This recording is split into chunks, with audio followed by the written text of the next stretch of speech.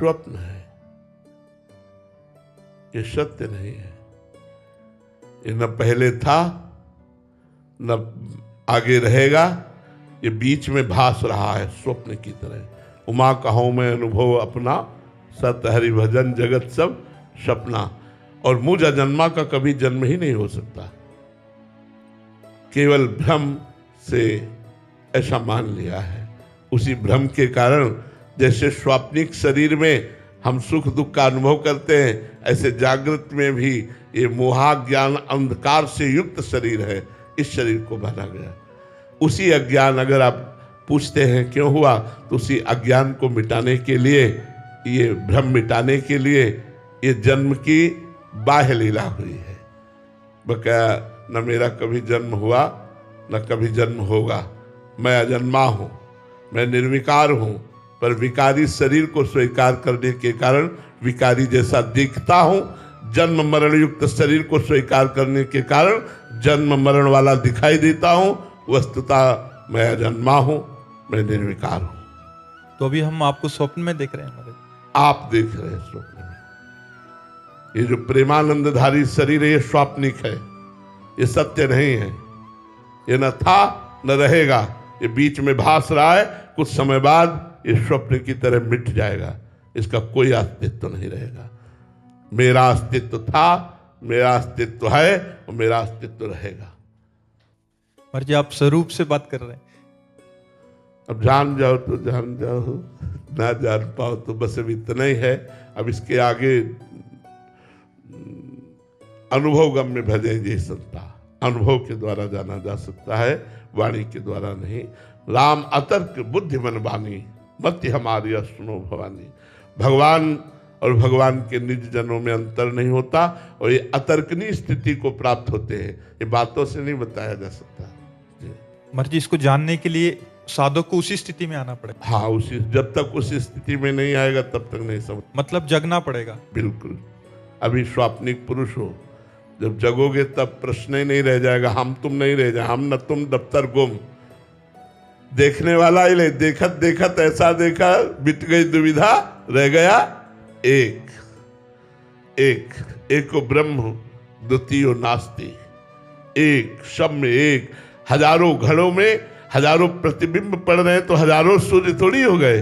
सूर्य तो एक ही है। घड़ों के नाश से सूर्य का नाश थोड़ी हो गया, वो तो अविनाशी चमक रहा है। अमितपुरी जी, राजपुरा से।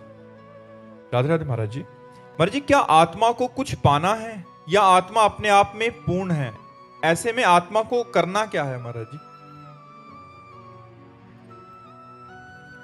आत्मा निर्विकार संपूर्ण आनंद का समुद्र, एक चैतन्य घन,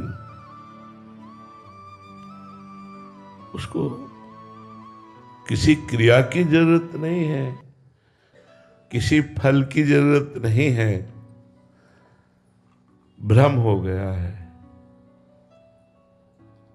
आप आत्मस्वरूप होते हुए अपने आप को भूल करके पुरुष देह में आसक्ति करने के कारण आपको भ्रम हो गया है।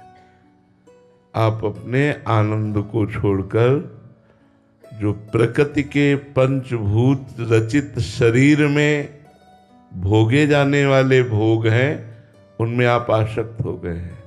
शब्द, स्पर्श, रूप, रस और गंध, ये पांच ही संपूर्ण सृष्टि के विषयों को समेट करके रख दिया गया पांच में। सब आकाश का गुण, स्पर्श वायु का गुण, रूप तेज अग्नि का गुण है, रस जल का गुण है, गंध पृथ्वी का गुण है।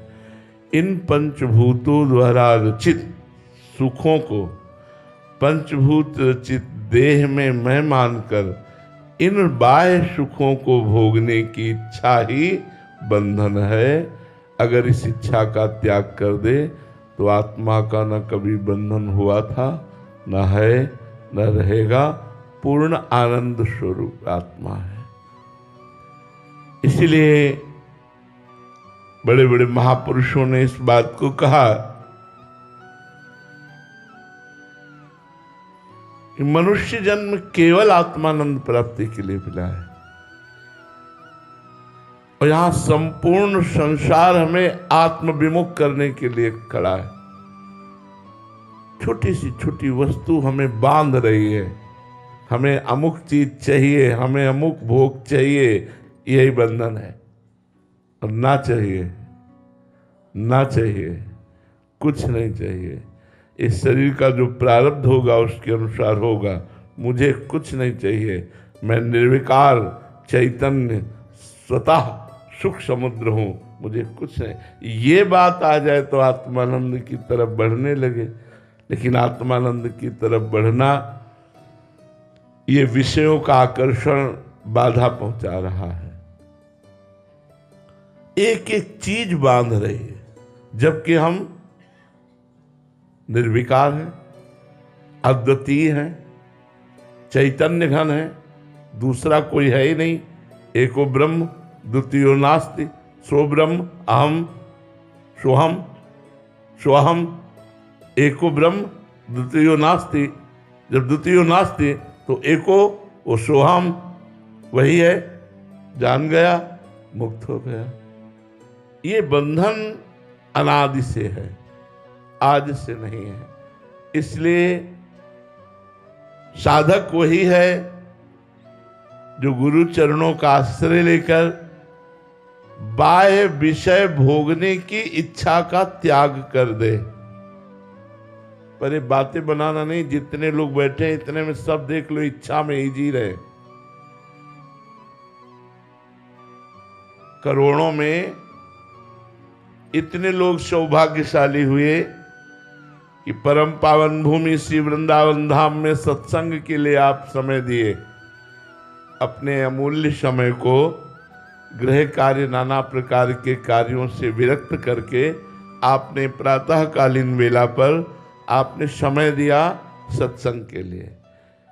इतने सत्संगियों में हम प्रश्न करते हैं कि इच्छा के बिना हमारा जीवन ही नहीं है। ये इच्छा, ये इच्छा, ये इच्छा, ये इच्छा, यही इच्छा ही बंधन है। इन इच्छाओं का त्याग हो जाना ही मोक्ष है।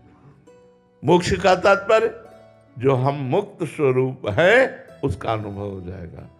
ना आत्मा का कभी बंधन हुआ था, ना है, ना रहेगा। पर बिना गुरु आराधना के, बिना नाम जप के बुद्धि शुद्ध नहीं हो सकती। ये तीन गुणों का ऐसा लपेट है, रजोगुण, तमोगुण, सतोगुण का, कि इसी के प्रभाव से प्रभावित होकर वो जैसा गुण आता है वैसा ही स्वरूप प्रकाशित हो जाता है।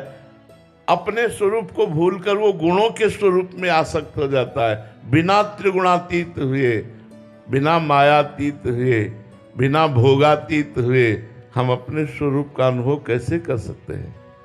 इसलिए साधना, गुरु चरणों की साधना अत्यंत आवश्यक है। जब तक गुरु चरणों की आराधना नहीं होगी, उनके द्वारा बताए हुए साधन पथ पर नहीं चलेंगे, तब तक हम आत्मानंद को प्राप्त नहीं कर सकते।